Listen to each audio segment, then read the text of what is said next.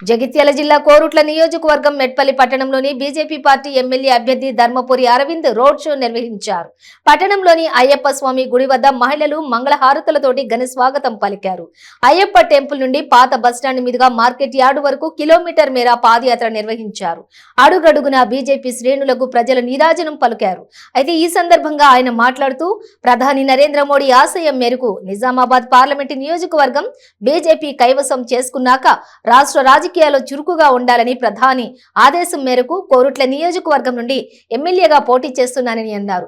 కోరుట్ల గడ్డ మీద బీజేపీ విజయం నల్లేరు మీద నడికే అని అన్నారు అరవింద్. అటు బోధన మోకాన పోతున్నదట, కొన్ని కార్లు పోతాయి కదా, కొన్ని కార్లు ఎంబడ పోతాయి కదా, అందులో ఇద్దరు షావుకారులు ఇట్లా దుకాణంలో కూర్చొని మాట్లాడుతున్నారట, కార్లు పోతున్నాయట.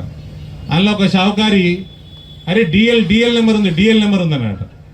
డిఎల్ నెంబర్ ఉంది ఏంటంటే ఢిల్లీ బండి అంటే ఇంకో షావుకారి ఓ ఈమెకి ఢిల్లీలో లిక్కర్ దందా ఉన్నదంట, అందుకనే డిఎల్ బండి ఉన్నదంట. అంత ఫేమస్ అయిపోయింది మన మహిళ బతుకమ్మకు చెడ్డ పేరు, తెలంగాణకు చెడ్డ పేరు, మహిళా సమాజానికి ఒక నల్ల మచ్చ కల్వకుంట్ల కవిత.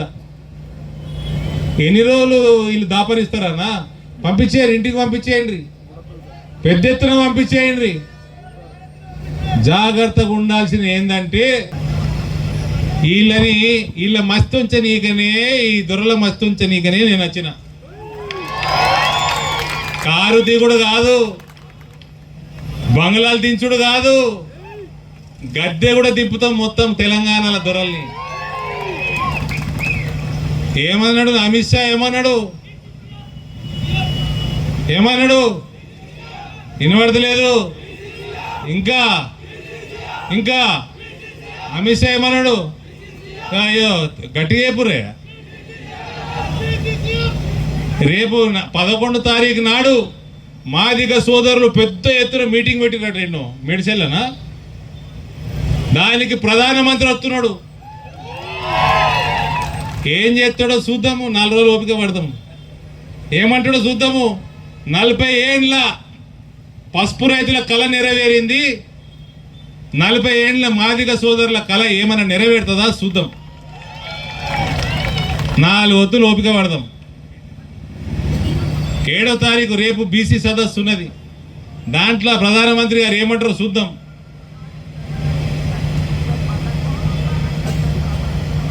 సంతోషం, మీ అందరికీ ధన్యవాదాలు.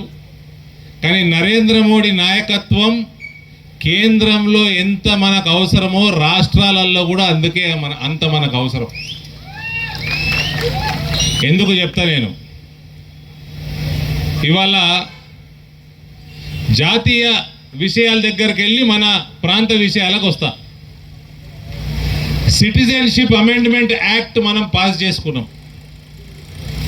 వెస్ట్ బెంగాల్లో మమతా బెనర్జీ నేను పెట్టానంటది, కేసీఆర్ లాంటి దుర్మార్గుడు నేను పెట్టానంటాడు. ఇటువంటి రాష్ట్రాలని దేశాలని అమ్ముక తినేటోళ్ళు జాతికి ఏదైతే మంచి జరుగుతుందో అటువంటి బిల్స్ పాస్ చేసినప్పుడు పార్లమెంట్లో రాష్ట్రాలలో అడ్డంకిస్తూ ఉన్నారు. రేపు NRC national register of citizens వస్తుంది, యూనిఫామ్ సివిల్ కోడ్ వస్తుంది, పాపులేషన్ కంట్రోల్ బిల్ వస్తుంది. ఇవన్నీ ఢిల్లీలో మీ అందరి ఆశీర్వాదంతో నరేంద్ర మోడీ గారు ప్రధానమంత్రి ఉన్నారు, ఇవన్నీ పాస్ అవుతాయి. కానీ రాష్ట్రాలలో ఎక్కడైతే భారతీయ జనతా పార్టీ ప్రభుత్వాలు లేవో అక్కడ ఇబ్బందుల పాలవుతాయి. ఇబ్బందుల పాలు అయితే ఏమవుతుందన్నా, జర ముందరకు పోతే బోధన్ నియోజకవర్గంలో పోయిన సంవత్సరం ఎవడు చేయలేదన్నా, ఏ కాంగ్రెస్ వాడు చేయలేదు, ఏ బీఆర్ఎస్ వాడు చేయలేదు. కాంగ్రెస్ వాడు అయితే చెరుకు ఫ్యాక్టరీలు బంద్ చేసిండు,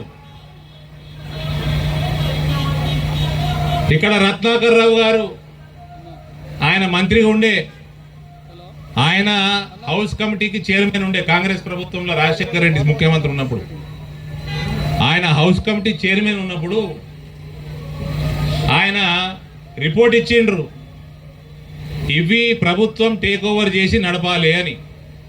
ఆ రిపోర్టుని బుట్టదాఖలు చేసిన ఘనత కాంగ్రెస్ పార్టీది. అటువంటి